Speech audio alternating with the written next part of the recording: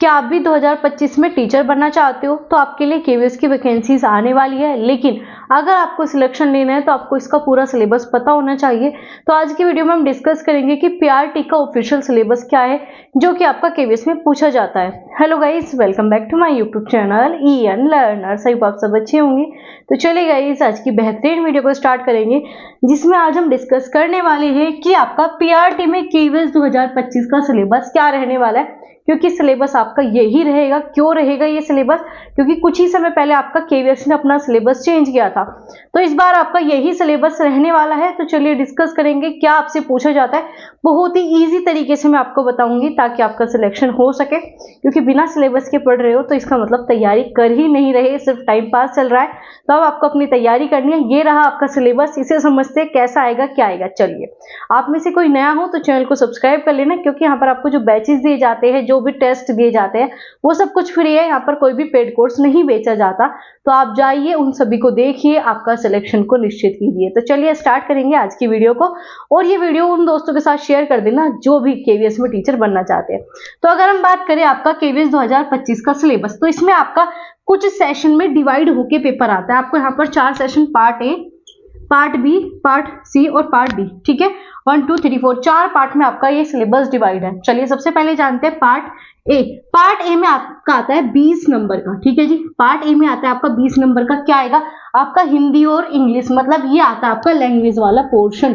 तो इसमें आपकी भाषा पूछी जाती है। भाषा में भी 10 नंबर की हिंदी और 10 नंबर की इंग्लिश।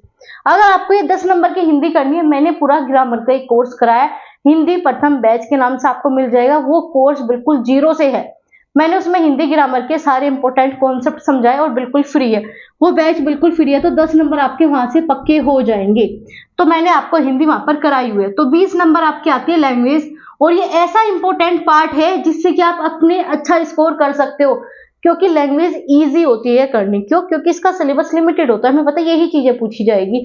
तो ये 20 नंबर आप अपने पक्के कर सकते हो। चलो आगे बात करेंगे पार्ट 2। पार्ट 2 है आपका 20 मार्क्स का, जिसमें कि आपका, और आप सभी का एक ये भी डाउट होता है, मैम पार्ट ए करेंगे, बी करेंगे तो खुलेगा तो नहीं, सी करेंगे खुलेगा या बंद हो जाएगा? तो इसके ऊपर मैं बाद में बताऊंगी। सबसे लास्ट में यही पॉइंट डिस्कस करूंगी कि अगर आप पार्ट ए सबमिट कर देते हो तो क्या पार्ट बी खुलेगा, क्या फिर सबमिट करने के बाद दोबारा से ओपन कर सकते हो या नहीं, ये भी मैं पॉइंट बताने वाली हूँ। तो अगर हम बात करें पार्ट बी या पार्ट सेकंड, इसमें जो है आपका 20 नंबर का क्या आता है, जिसमें जीएस आएगी आपका, ठीक है। इसमें करंट अफेयर पूछ ली जाती है, जीके पूछ ली जाती है। तो टोटल मिलाकर जीएस का पोर्शन आता है 10 मार्क्स का। 10 नंबर के आपके जीएस के क्वेश्चन बनेंगे। वहीं पर आपका 5 ही क्वेश्चन आते हैं रीजनिंग के। तो 5 क्वेश्चन आते हैं रीजनिंग के, ये हर एग्जाम में पूछे ही जाते हैं। और वहीं पे 5 क्वेश्चन आ जाएंगे आपके कंप्यूटर के। तो टोटल हो गया आपका 20 नंबर का सिलेबस, ठीक है। 20 नंबर का आपका ये वाला सिलेबस हो गया पार्ट 2 का। अब इसके बाद पार्ट 3 जो कि 60 नंबर का है। अब 60 नंबर में आती है आपकी पैडागोजी। अब ये पैडागोजी में क्या क्या आता है? तो इस पैडागोजी में सब कुछ आता है जो आपने बीएड या जो आपने अपना बीटीसी या डीएलएड के दौरान पढ़ा, पैडागोजी, और सभी इसमें पूछा जाता है।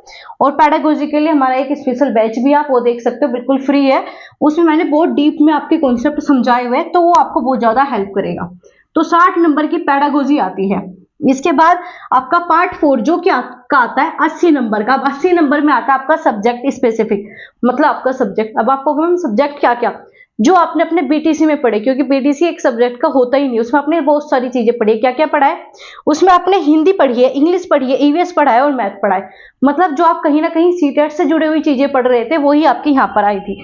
इसी वजह से कहा गया था एनसीईआरटी पढ़ लो, क्योंकि एनसीईआरटी की ही चीजें यहाँ पर पूछी जाती है।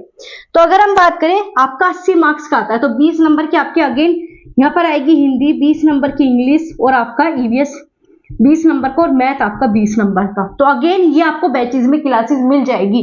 तो ये जो 20 नंबर यहाँ पर है, 10 नंबर यहाँ पर है, 30 नंबर आपको एक फ्री बैच से मिल जाएंगे। ऐसे आपका इंग्लिश है, ईवीएस है और आपका मैथ 20-20 नंबर के आते हैं। तो टोटल हो गया आपके 80। अब ये आप अगर पार्ट ए, पार्ट 2, पार्ट 3, 4 को ऐड करोगे तो टोटल जो आपके क्वेश्चन है वो आपके आते हैं 180 आपके क्वेश्चन आते हैं, जिसमें Hindi, English, GS, reasoning, computer, pedagogy और आपका सब्जेक्ट। तो आप कोई भी चीज स्किप कर ही नहीं सकते। बस क्या कर सकते हो, कंप्यूटर कम पढ़ोगे तो भी काम चल जाएगा, क्योंकि कंप्यूटर के आते हैं 5 ही क्वेश्चन, ठीक है। रीजनिंग इतनी टफ नहीं आती कि आप ये 5 क्वेश्चन ना बना पाओ। लेकिन आपका ये सब्जेक्ट और पेडागोजी ये तो छोड़ ही नहीं सकते। 60 और 80 ये ही आपको पेपर पास करा देगा, और लैंग्वेज बहुत ईजी है। तो इस पे फिर भी कम फोकस रखोगे तो काम चल जाएगा, लेकिन इसे और इसे स्किप करना ही नहीं अगर सिलेक्शन लेना है। तो अगर हम बात करें टोटल जो आपका पेपर आता है 180 नंबर और आपके 180 क्वेश्चन ही आते हैं, तो एक क्वेश्चन 1 नंबर का। सबसे बड़ा डाउट है मैम नेगेटिव मार्किंग, तो इसमें नेगेटिव मार्किंग नहीं है। और अगर इस बार आती है तो मैं आपको बता दूंगी, जैसे ही नोटिफिकेशन आएगा तो उसमें मैं आपको बता दूंगी क्या होगा क्या नहीं। तो फिलहाल जो हम सिलेबस डिस्कस कर रहे हैं तो 180 के 180 क्वेश्चन ही मिलेंगे, तो 180 नंबर का ही आपका पेपर होता है। टाइम 3 घंटे मिलते हैं, तो एक क्वेश्चन जो है आपका लगभग 1 मिनट आपको मिलेगी, तो 3 घंटे होते हैं। ये पूरा आपका सिलेबस है, पीआरटी को यही पढ़ना है। तो आज से ही अपनी तैयारी में लग जाओ, क्योंकि चीजें बहुत सिंपल तरीके से है, लेकिन आप इसे डिफिकल्ट बना दोगे। किस तरीके से? 5 नंबर रीजनिंग के नाम पे पढ़ रहे हो, 300 मतलब 30-40 क्लास पढ़ रहे हो। पेड कोर्सेज से बच जाना, क्योंकि पेड कोर्सेज से कभी किसी का सिलेक्शन नहीं होता। सिलेक्शन पेड कोर्स में अगर किसी बच्चे को होता खुद से पढ़ के ही हुआ है, तो आपको पढ़ना खुद से ही है। तो ये सिंपल सी चीजें है, जैसा बताया जा रहा है वैसा पढ़ लो। अब मान लीजिए हिंदी मैंने बताई दी, इंग्लिश के लिए 10 क्वेश्चन है, कोई भी एक बुक लोगे प्रैक्टिस करोगे 10 नंबर वहां से आ जाएंगे। और इन सबके प्रीवियस ईयर पेपर जरूर देख लेना, प्रीवियस ईयर पेपर बहुत हेल्प करेंगे आपको। ना सिर्फ केवीएस के देखोगे बल्कि DSSB के, क्योंकि DSSB में भी हिंदी इंग्लिश आती है, तो कुछ क्वेश्चन यहाँ के उठाकर वहां पूछ लिए जाते हैं, वहां के उठाकर यहाँ पूछ लिए जाते हैं। तो ये आपका ऐसा ही आता है। और इसी का आपका पीआरटी, टीजीटी, पीजीटी इनमें भी यही सेशन आता है। तो ये सेक्शन के लिए टीजीटी, पीजीटी के पेपर भी सोल्व कर लेना, आपको बहुत ज्यादा हेल्प मिलेगी। अब कंप्यूटर के ऊपर बैठ जाओ आप लेके अपना 20-25 क्लास, तो ऐसा कुछ फायदा नहीं है। 5 नंबर का कंप्यूटर आता है, तो उन चीजों पे फोकस करो जो आपको सच में सिलेक्शन दिलाएगी। इससे सिलेक्शन नहीं मिलेगा, सिलेक्शन मिलेगा यहाँ से और यहाँ से। ये 3 सबसे इंपॉर्टेंट पार्ट है, तो इन पे थोड़ा सा ध्यान देना। तो आज की वीडियो में यही बताना था कि आपका केवीएस 2025 का पीआरटी के लिए सिलेबस रहेगा, जो कि मैंने आपको बता दिया। और ऐसे आपको टीजीटी का मिल जाएगा, ऐसे आपको पीजीटी का इसी चैनल पर। तो जाइए वीडियोस चेक करना, पूरा बैचेस, सिलेबस, हर एक चीज आपको यहाँ पर टाइम से पहले प्रोवाइड की जाती है। टेस्ट भी होते हैं टेलीग्राम पे, तो जाकर चेक कर लेना और उन दोस्तों के साथ शेयर कर देना जो भी सिलेक्शन लेना चाहता है, या जो भी चाहते हैं कि हम फ्री में पढ़ के हमें प्रॉपर कोई गाइड कर दे। तो मैं यहाँ पर आपका मेन काम करती हूँ गाइडर का, मैं सिर्फ आपको गाइड करती हूँ, क्योंकि मुझे पता है आप अपने रास्ते पर पहुंच जाओगे अगर आपको थोड़ी सी भी हेल्प मिल जाए।